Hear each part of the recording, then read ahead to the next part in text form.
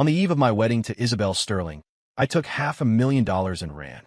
I left her standing at the altar of our future, and no matter how brokenly she searched for me, I never looked back. 2 years later, I was working as a personal trainer at a high-end gym when she walked back in my life. In the dim light of a fire escape stairwell, she cornered me, her heels clicking like a countdown on the concrete. A black credit card, one of those heavy metal ones, hit my cheek at sharp corners, stinging my skin. "You like money, don't you?" she said, her voice a silken thread. "I have plenty." She let the card drop to the floor. "Take it, and stay by my side. Don't even think about running again." The moment I saw her, I froze, a chill shooting up my spine. It's over. That was the only thought in my head. How could it be her? We hadn't spoken a word since I vanished. How, in a city of millions, did our paths cross again right now? She advanced slowly, the click-clack of her stilettos echoing my frantic heartbeat. The closer she got, the more the terror must have shown on my face. "What's wrong?" A cool smile played on her lips as she pinched my chin, her thumb tracing my trembling mouth. "Not happy to see me?" "Isabel." I thought that silhouette looked familiar. Her grip tightened, her smile turning predatory. "I can't believe it's really you, Leo." She let her eyes drift over my simple trainer's uniform. "This is a members-only club. Care to explain what you're doing here?" My lips trembled, but no words came out. After a long moment, seeing me standing there, pale and mute, she released me with a sigh of boredom. "I'll have a word with the manager. They shouldn't be letting the riffraff in." Her words cut deep. I grab her arm, my voice a low, angry growl. "Why do you have to be like this?" Isabel turned her head, looking down her nose at me. To anyone else, her smile might have been captivating. To me, it was terrifying. "Like what?" she scoffed. "You're not important enough for me to go out of my way for." "Then why?" "Because watching you squirm is fun," she said, arching a perfectly sculpted eyebrow. "Isn't it? If this is about what happened, I can." "Don't." Her voice was ice. "I told myself if I ever saw you again, I wouldn't let you off easy. The fact that I'm letting you walk away now is a kindness." She turned to leave again, and I blocked her path, desperation overriding pride. "Please, I need this job." "And how is that my problem?" she laughed. "Whatever I can give." "Anything." The words tasted like ash in my mouth. That finally seemed to pique her interest. She turned back, her eyes locking onto mine. "Tell me more. What exactly can you give?" "Anything," I repeated, my voice barely a whisper. Her finger traced a slow path from my Adam's apple down to my collarbone. "For example," she mused, "you could be my plaything, my pet, something to help me pass the time." She leaned in, her voice dropping to a conspiratorial whisper. "Am I beck and call?" My fists clenched, but then, slowly, they uncurled. I needed the money. If I got fired, there was no way I could come up with the cash in time. Even as I saw the humiliation dancing in her eyes, I gave a slight, defeated nod. "Huh." Her laugh was pure mockery. "What happened to your pride? Men are lining up to please me, Leo. What makes you think you're special?" She looked me up and down. "God, you're so pathetic right now. It's actually making me laugh." Her eyes held no emotion, like she was looking at a cheap trinket in a flea market. There was nothing special left. But once, those same eyes had been filled with a love so pure and unguarded it took my breath away. I had run away when we were at our peak, leaving her alone to face the wreckage. The woman standing before me now was a stranger. I never knew she could look so cold. In that moment, the reality of my situation crashed down on me. I finally understood what it meant to feel your blood run cold. A wave of shame washed over me, my mind going blank. All I wanted to do was escape. Willing to trade your dignity for cash. Isabel, of course, noticed my discomfort and twisted the knife, her tone casual, as if discussing the weather. "I have my reasons," I said, shutting my eyes against her dissecting gaze. "Let's hear them." She narrowed her eyes. "But spare me the soap opera. I'm not in the mood." For the first time, seeing such raw pain on my face seemed to give her a flicker of satisfaction. When I didn't speak, she wasn't surprised. "What's wrong? Can't keep up the act." She even started to joke, a cruel smirk on her face. "Aren't you supposed to tell me about your gambling addict father, your dying mother, and the little brother who needs college tuition? Aren't you supposed to beg me for money?" Growing up in her world, she'd heard every sob story imaginable from people willing to do anything for a taste of wealth and power. What truly infuriated her, I knew, was that back when we were together, she had offered to help me, but my pride had pushed her away every single time. I was the man. I couldn't be a burden. Seeing my continued silence, Isabel's expression flickered. "Don't give me that disgusting look. It's not like I forced you." Her gaze turned calculating, as if assessing an investment. "But, for old time's sake, I'll give you one more chance." I'm curious to see just how far you'll go to please me. She reached out, her fingers playing with my earlobe. Perform well today, and I might consider your request. She was treating me like a toy. The humiliation was a physical blow, but I couldn't fight back. In stark contrast to my dejection, her eyes lit up with a perverse excitement as she pushed me back into the stairwell. Looks like you haven't learned a thing in 2 years, she taunted. Let's just get out of here first. I tried to pull away. Oh, so you have some shame left. She pressed her hand firmly against my lips. If you're going to beg, you need to have the right attitude. Did you really think you were in any position to make demands? She was right. With her, I never had the right to bargain. Seeing my resistance, a flash of annoyance crossed her face. She stopped, her voice dropping to a dangerous low. It seems you still don't get it. In that case, she paused for effect. Maybe you don't need that job after all. No, I can do it. As Isabel turned to leave, I grabbed her arm and pulled her back. Under her questioning gaze, I slowly began to peel off my thin workout jacket. In the end, she did nothing. She just stared at me for a long time, her expression unreadable, before quietly telling me to go. Isabel, you could be a real monster. You're right, she murmured, her voice a low, lazy drawl as she straightened her clothes. And you were just unlucky enough to get caught by me again. Besides, let me remind you, I wasn't going to do anything. You're the one who came crawling to me. It was almost 1 a.m. when I got home. The emotional drain of seeing Isabel had left me utterly exhausted. I collapsed onto my bed, not wanting to move a muscle. I closed my eyes, but my mind was a movie screen, replaying scenes from the past. The first time I met her, the moments we shared, it all flashed by, so vivid it felt like yesterday. I met Isabel during my sophomore year of college. She was a freshman, and, as part of the student government, I was assigned to be her orientation guide. Back then, she was a bright, bubbly girl, sheltered and protected by her family. There was a purity to her, a genuine kindness that made her impossible to forget. As I got to know her, I fell for the real person underneath. To my surprise, before I could work up the nerve to confess my feelings, she beat me to it. After that, we were like any other college couple, deeply in love. During my senior year, I worked myself to the bone, desperate to build a future for us after graduation. But reality is a cruel master. The day I came home, a diamond ring hidden in my pocket, ready to propose, I opened the door to find 2 strangers sitting in my living room. They introduced themselves as Isabel's parents. They surveyed my small, rented apartment with open disdain before her father slid a bank card across the table. His voice was laced with condescension. You see this? This life you have? It's not good enough for our Izzy. We understand you kids are having fun, and we thank you for looking after her these past few years, but we will not approve a marriage. Then, her mother spoke, her tone softer but no less sharp. Son, a person has to know their place. You could work your entire life and never reach our level. Don't go thinking some fairy tale will happen. A sparrow is still a sparrow, no matter what branch it lands on. She paused. And we don't want Isabel to turn against us because of you. You're a smart boy. You know what you have to do, don't you? Every word was a knife in my heart. I wanted to argue, to tell them I would give Isabel the world, that I would never let her suffer. But in the face of their silent, dismissive judgment, I lowered my head. The breakup was ugly. To do what her parents demanded, I had to stage a performance. I called a few friends, had them come with me. I met her at her spot, and, right to her face, I told her she was nothing without her family's money. Then, I took the hand of one of the most popular girls on campus and walked away. I don't know what joy she was feeling on her way to meet me that day. I only know that when I glanced back one last time, all I saw on her face was a dead, hollow silence. After the breakup, I tried to ask about her, secretly. I heard she left the country that same night, deleting all of our mutual friends from her contacts. Seeing Isabel today, the change was staggering. The vibrant, cheerful girl was gone, replaced by a woman with an aura so cold it kept everyone at a distance. She had every right to hate me. The damage I'd done was permanent.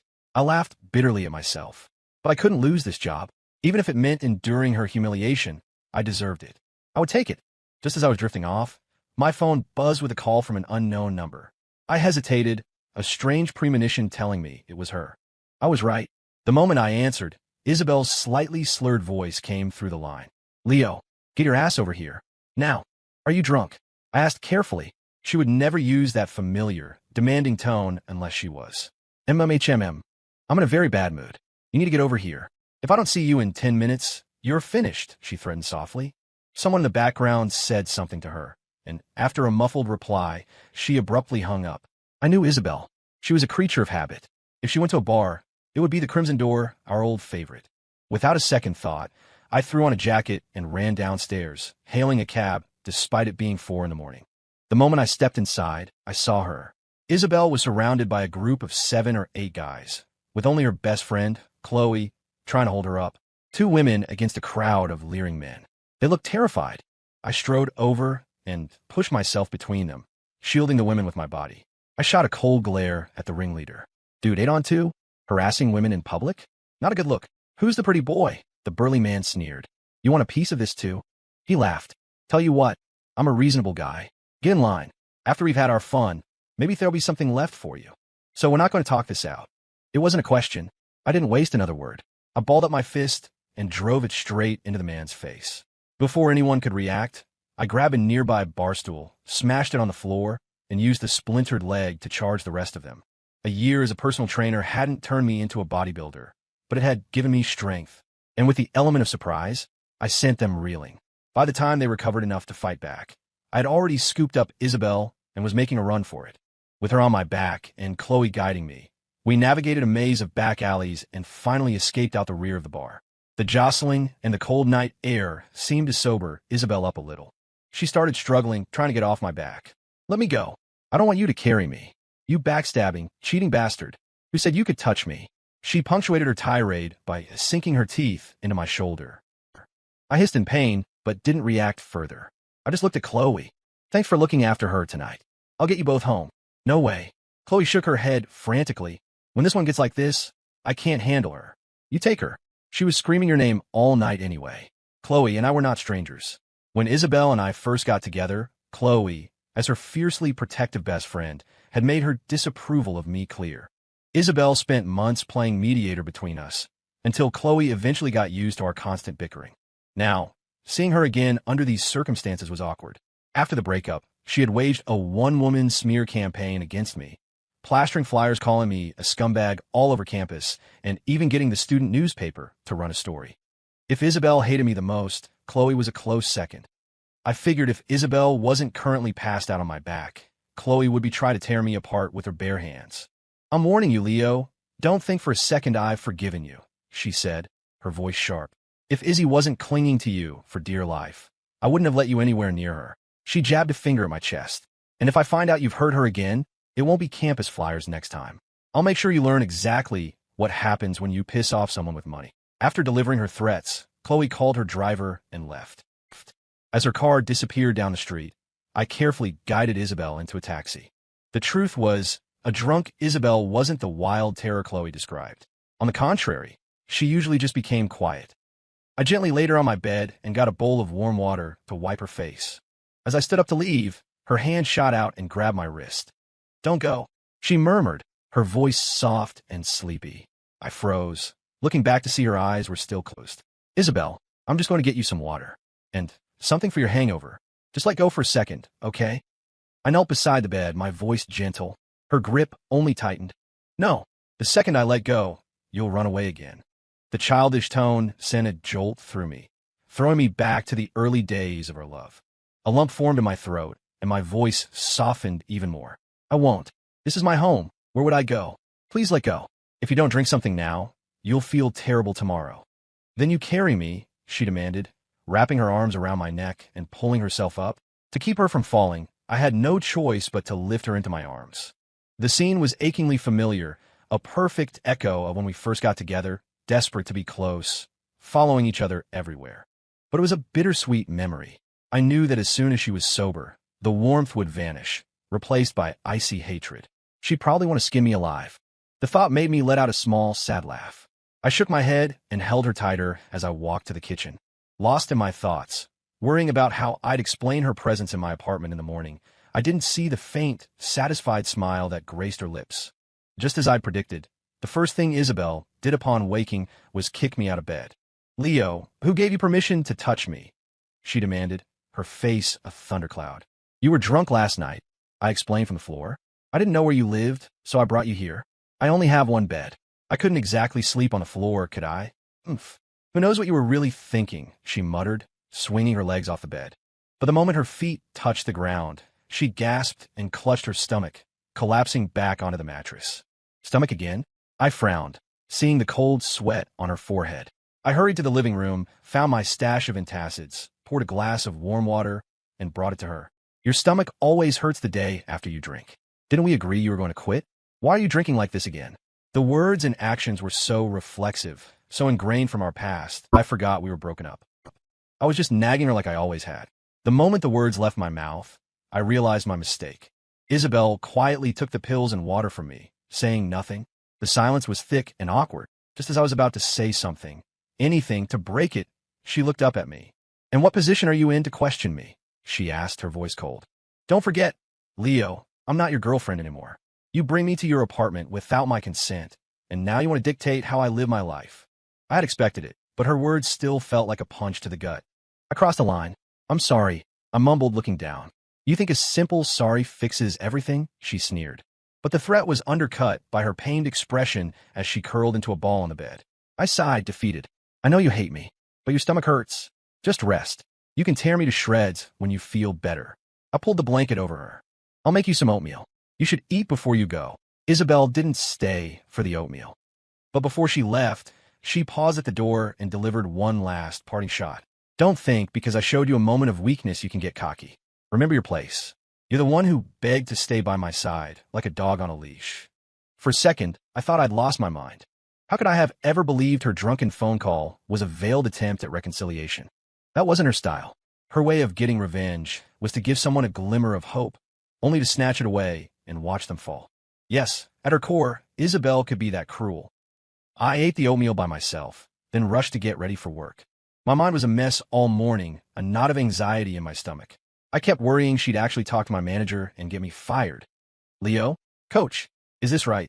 A client's voice pulled me back to reality. I looked at the woman on the weight machine. "Your form is good, but you're not engaging the right muscles. It should be more like this." I moved to adjust her posture. As I turned back to add more weight to the stack, I caught a glimpse of a figure standing just outside the glass doors. "Coach?" the woman asked, looking at me with concern. "Keep going with this weight for another 30 minutes, I said quickly. "I need to use the restroom." I rushed out and, just as I expected, found Isabel and Chloe in the hallway, watching me with matching smirks. Well, someone's popular," Isabel began, her voice dripping with her signature brand of sarcastic venom. "I guess the real reason you're so desperate to keep this job is all the pretty young things you get to train." "Izzy," Chloe tugged on her friend's sleeve, glancing nervously at me. "Am I wrong?"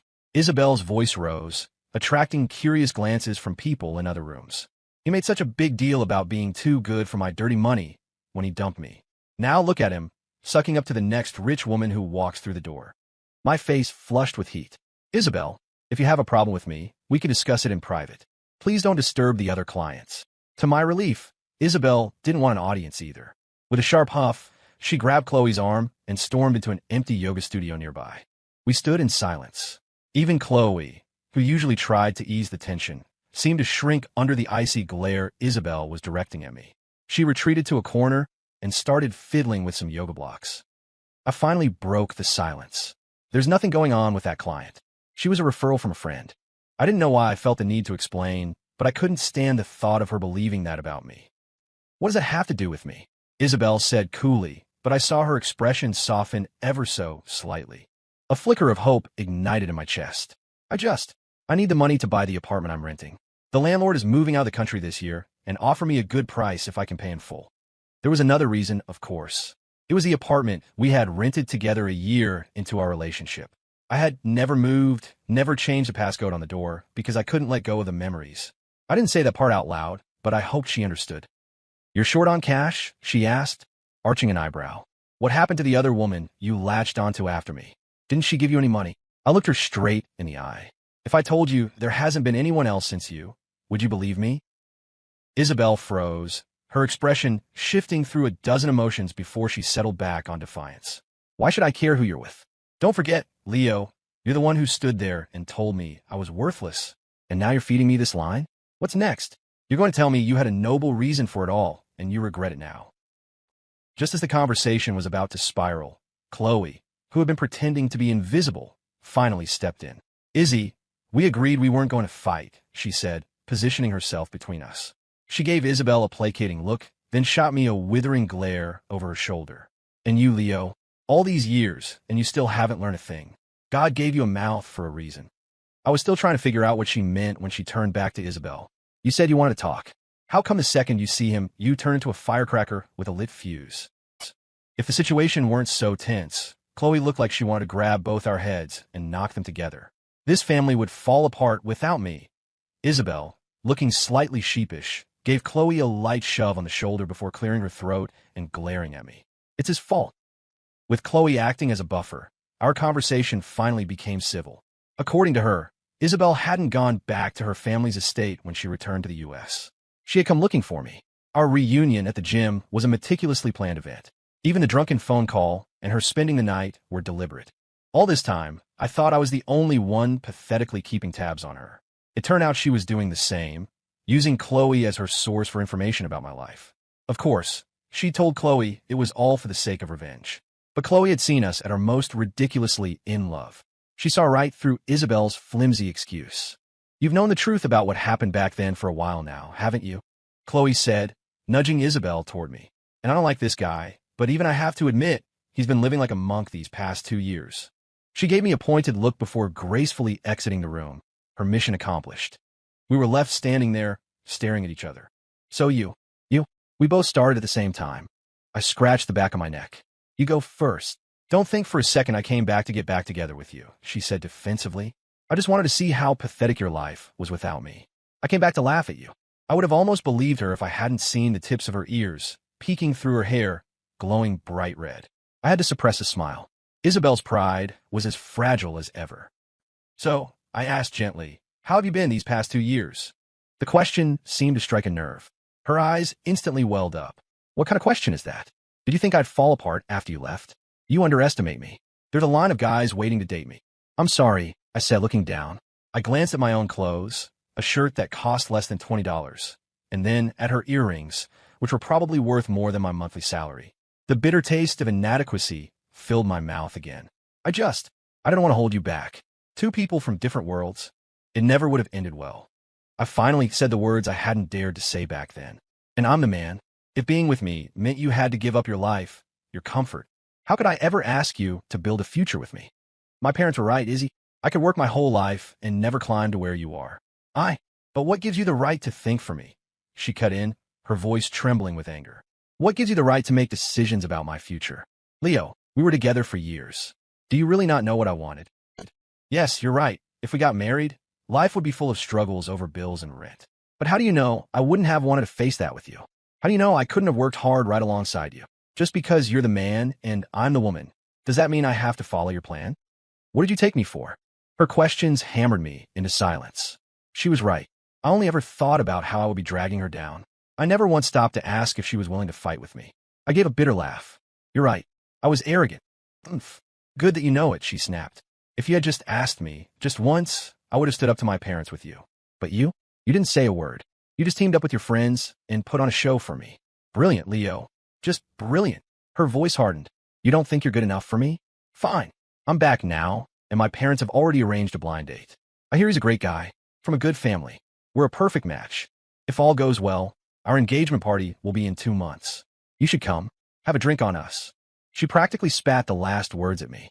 Then, as if for dramatic effect, she pulled a lavish invitation from her purse and slapped it against my chest.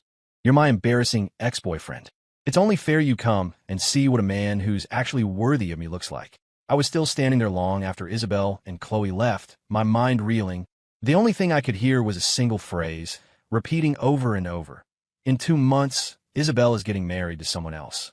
The image of her in a white dress, smiling as she walked down the aisle on another man's arm, sent a sharp, physical pain through my chest. But what right did I have to be angry? I was just the ex-boyfriend. That night, for the first time in years, I called my best friend, Big Mike, and got completely wasted. Leo, man, you gotta slow down, Mike said, eyeing the empty case of beer between us as I reached for another. I'm fine. I can handle it. My tolerance was shot. I was already seeing double, but if I wasn't drinking, what else could I do? Look, brother, don't beat yourself up, he said, trying to be helpful. So you missed out on the one. Who doesn't have regrets? You gotta move on. Mike knew our whole story. He'd even got me the job at the gym. He knew Isabel was back. Honestly, though, he continued, everyone thought you two were endgame. We all figured you'd be the first of us to get married right after college. Who knew? He sighed. And dude, I'm not trying to kick you when you're down, but what you did was not cool. It wasn't a man's move. If I were her, I'd be disappointed too. He clapped me on the shoulder, and seeing that I wasn't going to stop, he just grabbed a beer and joined me. Do you know what I was thinking? I slurred, my vision blurring, when her parents slid that card across the table. It was like I was back in that room. You should have seen the way they looked at me. Like I was garbage. They said it was $500,000 to leave her. And in that moment, all I could think was, why? Why were they so sure that being with me meant she would suffer? I was so angry. I wanted to prove them all wrong. But then, I laughed without humor and took another long swig of beer. The bitterness of the alcohol mixed with the salt of my tears, and a dull ache spread through my chest. They just show me a list, an itemized list of her expenses since she was a child. The numbers. That long string of numbers was like a dagger that just twisted and twisted until every last shred of my pride was gone. If she left me, she would stay a princess, adored by everyone. If she stayed with me, all I had to offer was my worthless love.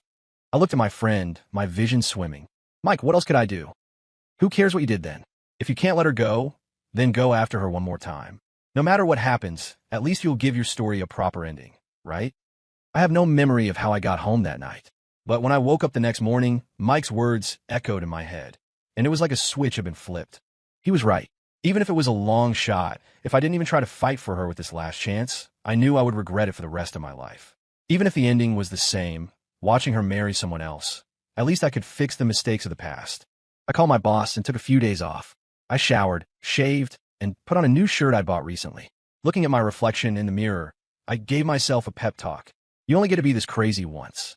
You were a coward then. You can't run away now. The only person I knew who could get me in touch with Isabel was Chloe.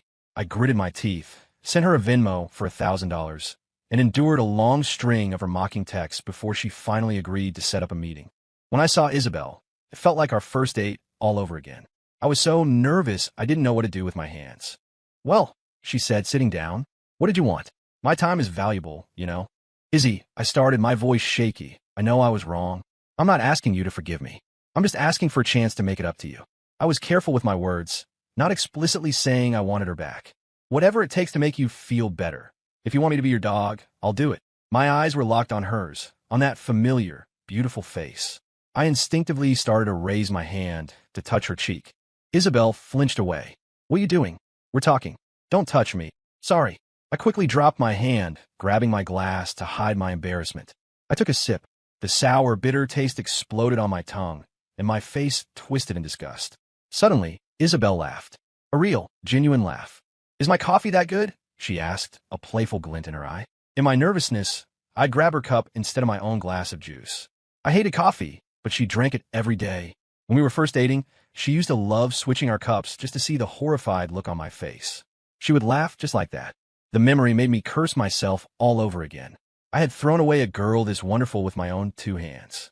Leo, we're adults now, she said, her smile fading. Some things don't need to be spelled out. I know why you asked Chloe to set this up. But what makes you think that just because you decide to turn around, I'll be waiting for you right where you left me?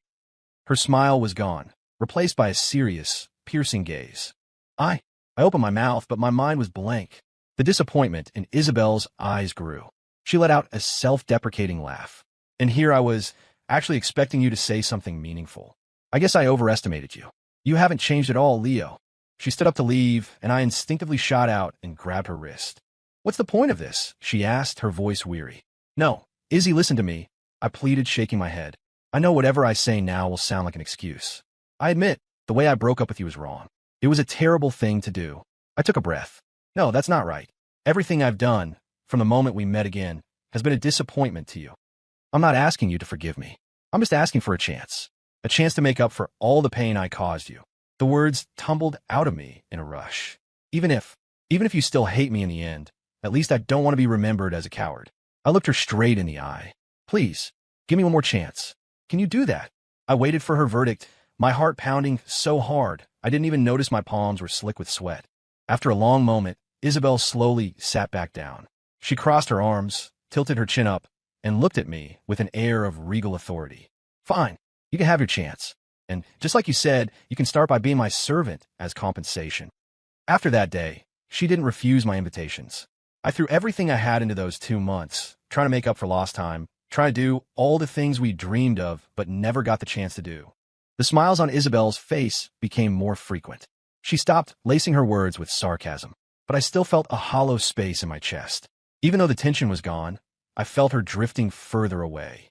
On the last day of her 2-month deadline, I took her to the place where she first told me she loved me. We walked side by side down a tree-lined path on our old college campus. The space between us was only a shoulder's width. All I had to do was reach out and take her hand. I hesitated, then finally summoned my courage and reached for her. She sidestepped my hand. I forced a smile to hide my disappointment. "Do you remember this place?" "How could I forget?" she replied, acting as if nothing had happened. "I've always regretted being the first one to confess. I missed out on hearing your version." "Izzy," I said, stopping in my tracks. I called her name again, softer this time. "Isabel." She turned back, a question in her eyes.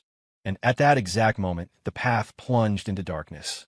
Relying on my memory of where she stood, I took 2 steps forward in the dark and snapped my fingers. A split second later, small fairy lights strung in the trees began to glow, lighting up one by one, creating a twinkling runway down the path. In Isabel's stunned silence, I slowly dropped to one knee. From my pocket, I pulled out the ring that was 2 years late. "Izzy, I owe you a proper confession," I began, my voice thick with emotion. "Today is the last day of our agreement, and I want to make it right. You once told me that a real confession starts with flowers and the words, 'I love you.'" As I spoke, I reached behind me and, like a magician, pulled a massive bouquet of sunflowers from my backpack, offering it to her. "Izzy, I love you. Will you be my girlfriend?" The moment the words left my lips, tears were streaming down both our faces. But Isabel didn't take the flowers. She didn't answer my question. She just stood there, watching me in silence. My hand tightened around the ring box. Not wanting to pressure her, I managed a weak, wobbly smile. "You don't have to feel pressured. I just wanted to give you what I owed you. I was just thinking," she interrupted, her voice choked with tears, "that if you let me walk away today, without saying anything, I was never going to speak to you again." She turned her back for a moment to wipe her eyes, then faced me again, her cheeks flushed, and took the flowers and the ring from my hands. "Leo, do you have any idea how infuriating you are?" "I'm sorry, Izzy. Is that all you can do? Apologize, make me cry, and then abandon me? What else are you good for?" She glared at me. "You're the worst. Such a man. Yet all you know how to do is run away." She was right. I was the worthless one. It had always been her, try to close the distance between us. My own eyes burned, and the apology on my lips died before it could be spoken. All I could offer was a lame promise. "If you don't like it, I can change. Whatever you hate about me, I swear I'll never do it again." "Easy for you to say," she mumbled, turning her head away. "Did you do all this yourself?" "Yes. I know you love sunflowers, so I picked these out at the flower shop this morning and wrapped them myself. The ring. I bought it 2 years ago when I was going to propose, but I didn't want to bring up the painful past, so I quickly changed the subject." "Do you like it?" "It's adequate," she said, examining the bouquet. "So that's why you were carrying that backpack all day." A small smile played on her lips. "And the lights? You arranged this too? Must have cost a fortune." I scratched my head, embarrassed. "I just asked Big Mike to help out." As expected, my answer made me an eye roll. "This bouquet is wrapped so ugly." But the smile on her face betrayed her true feelings, and I couldn't help but smile back. On the way home, I watched her profile in the passenger seat and finally asked the most important question. "Izzy, are you really getting engaged to someone else tomorrow?" Isabel was silent for a long time. Then she looked at me. "And if I said yes, what would you do? Are you going to crash the party?" She said it like a joke, but it made me think. After these last 2 months, I knew she still had feelings for me. And Chloe had told me the first thing Isabel did when she got back was find me. It was impossible she'd even met this supposed fiancé. Knowing Isabel, she would never force herself to be with someone she didn't love. So, crashing the wedding. It's not entirely out of the question, is it? I glanced at her carefully and saw a mischievous smile playing on her lips. Suddenly it clicked. The engagement is fake, isn't it? "You idiot." Isabel burst out laughing. "Took you long enough to figure it out. Izzy, I gave you your chance, Leo," she said, holding the sunflowers in one arm and extending her other hand to me. "Are you going to let go of me again?" A jolt went through me. I grabbed her hand and held it tight. "Never. Not even if you killed me. So, have you figured out how you're going to explain this to my parents?" "Nope," I answered, surprisingly defiant. "But I'll show them with my actions. I will never let you suffer a single day for being with me." "Oh, really?" Isabel smiled. "Wasn't it just a few weeks ago that someone was groveling to me just to keep a job?" The mention of that day made my face burn. I finally told her the truth, because all the money I'd saved up was tied up in an investment. Big Mike and I started a small company a couple of years ago.